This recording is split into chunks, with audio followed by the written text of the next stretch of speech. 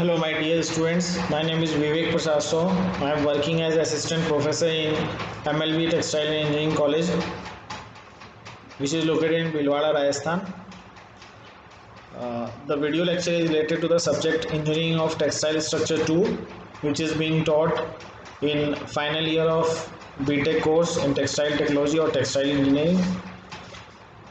The topic of this video lecture is translation of fiber and yarn properties into fabric properties. This is part 1. It consists of the tensile properties and the bending properties of the fabric. Now the tensile properties of the fabric. Now we need to understand that how the fiber and yarn properties contribute to the tensile properties of the fabric, means how they influences or how they affect the tensile properties of the fabric. So in general, higher the strength of the fiber, higher will be the strength of the yarn and higher will be the strength of the fabric. In general, this is the scenario for most of the cases, but somewhat if the variables such as in yarn, in fiber, if the fiber is strong, then what are the variables in yarn? Like twist. So as you know, already know that higher the twist, it increases the strength but reduces the extensibility, elongation of the yarn, higher the twist. And after a point of time, if we go on increasing the twist, the strength of the yarn decreases. So ultimately, if twist is increased up to after a certain point, beyond a point, the strength will get dropped of the yarn and ultimately the strength of the fabric will drop.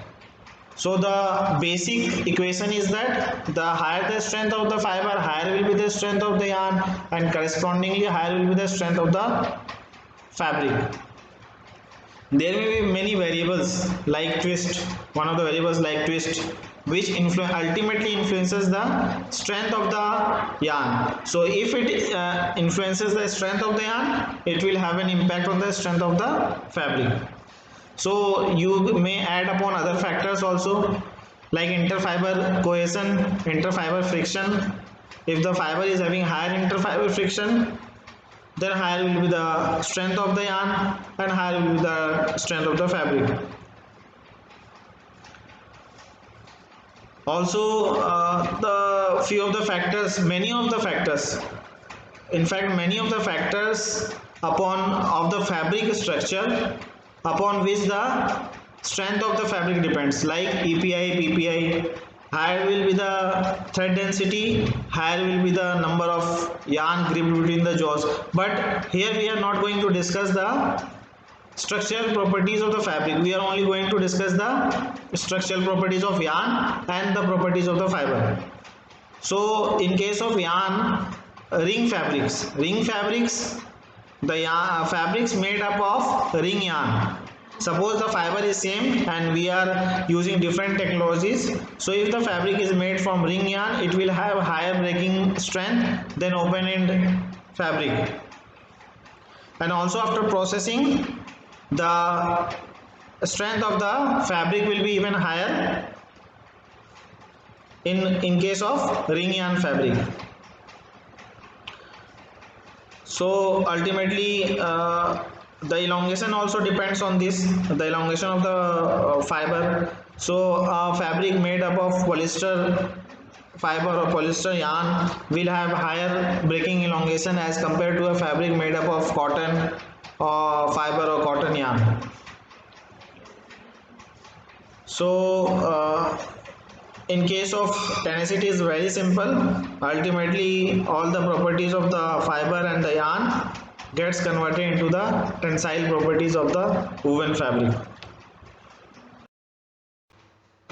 Bending property of a fabric. During bending, a fabric is subjected upon a stress. As you already know that During the testing of bending length, the fabric hangs upon its own weight.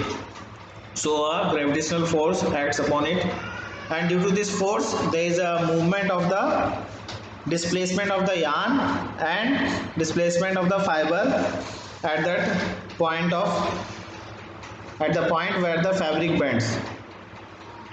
So how the bending property of a fabric is interrelated to the yarn property? Basically, during bending, uh, the yarn also bends. And how the yarn bends?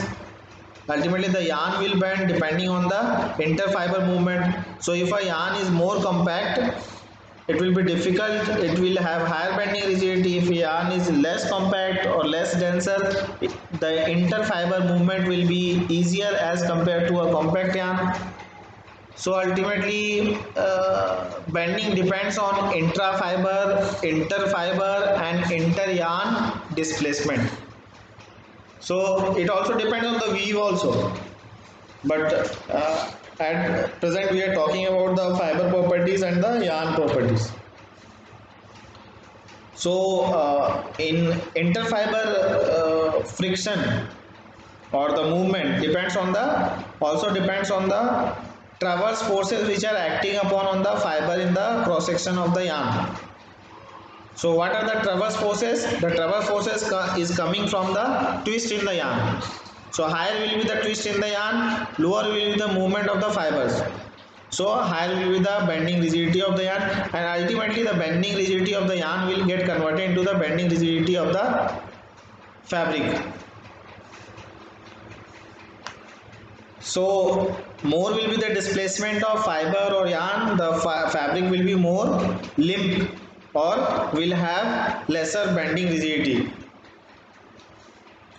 So the basic concept is that the bending rigidity of the fiber into yarn and subsequently to the fabric will be affected by the frictional resistances, all the frictional resistances.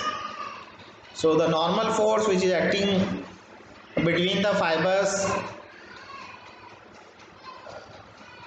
increase the interfiber friction, that is the twist level. So the higher the twist level in the yarn, higher will be the bending rigidity of the yarn, and higher will be the interfiber friction. So the properties of the fiber also coming into this aspect. Higher will be the interfiber friction. If the suppose the surface of the fiber is such that the fiber to fiber friction is more, so there also the interfiber friction will be higher, and ultimately the bending rigidity of the yarn and the fabric will be higher.